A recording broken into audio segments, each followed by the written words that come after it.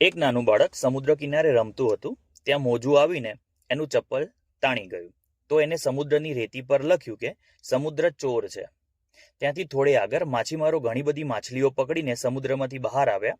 ખુશ હતા. એમને સમુદ્રની રેતી પર લખ્યું કે સમુદ્ર અમારો પાલનહાર છે. ત્યાં જ એક માતાના પુત્રનું સમુદ્રમાં ડૂબવાથી મૃત્યુ થયું. તો એ માતાએ સમુદ્રની રેતી પર લખ્યું કે સમુદ્ર હત્યારો છે. ત્યાં જ એક ભાઈ આગળ ચાલતા હતા. તો એમને એક છીપ મળ્યું. છીપમાંથી મોતી નીકળ્યું. તો એ ભાઈએ લખ્યું કે સમુદ્ર દાનવીર છે.